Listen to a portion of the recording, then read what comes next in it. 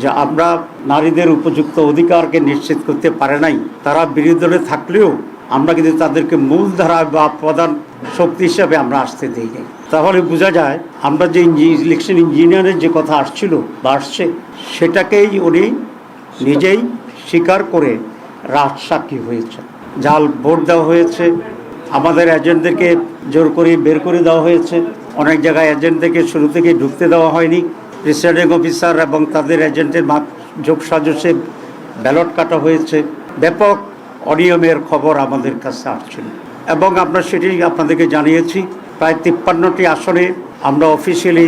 যুক্তরাষ্ট্রের 1 নম্বর gym chain গোল্ডস gym এখন আবারও বাংলাদেশে বসুন্ধরা আবাসিক এলাকা ও বসুন্ধরা সিটি শপিং মলে আমাদের অভিযোগ দাখিল করেছি এবং সেই ভিত্তিতে ফার্দার আইনি যে লড়াই, সেই লড়াই অব্যাহত আমরা রাখছি এবং রাখব। কিন্তু গতকালকে আমরা একটা রাজসাক্ষী পেয়েছি। সেই রাজসাক্ষীর নাম হচ্ছে সাবেক উপদেষ্টা অধ্যাপিকা রিজওয়ানা, অ্যাডভোকেট রিজওয়ানা। তিনি একটা সাংবাদিকের সাথে কথা বলে এটা প্রকাশ করেছেন যে আমরা নারীদের উপযুক্ত অধিকারকে নিশ্চিত করতে পারে নাই, তারা বিরোধী দলে থাকলেও আমরা কিন্তু তাদেরকে মূলধারা বা প্রধান শক্তি হিসাবে আমরা আসতে দিই নাই। তাহলে বোঝা যায় আমরা যে ইলেকশন ইঞ্জিনিয়ারের যে কথা আসছিল বা আসছে, সেটাকেই উনি নিজেই স্বীকার করে রাজসাক্ষী হয়েছে।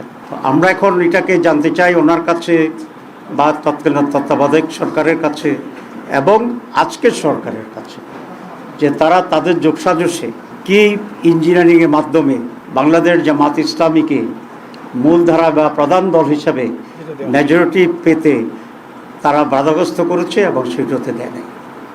এবং আমরা এটাও জানতে চাই মাননীয় সাবেক উপদেষ্টার কাছে যে ইঞ্জিনিয়ারিংয়ে ওনার সাথে আর কারা কারা জড়িত ছিল, পুরা গভর্নমেন্ট ছিল নাকি গভর্নমেন্টের একটি শক্তিশালী অংশ ছিল যারা নির্বাচনকে প্রভাবিত করেছে, এবং তাদের ডিজাইন অনুসারে সেখানে ডিসি, এসপি, টিওনো, ওসি, প্রিসাইডিং অফিসার ইত্যাদি নিয়োগ করে আইনশৃঙ্খলা পরিস্থিতির লোকদেরকে নিয়ন্ত্রণ করে তারা তাদের এই কাঙ্ক্ষিত যে সংখ্যা, সেই সংখ্যায় একটি দলকে জিতানোর জন্যে তারা ব্যবস্থা গ্রহণ করেছে।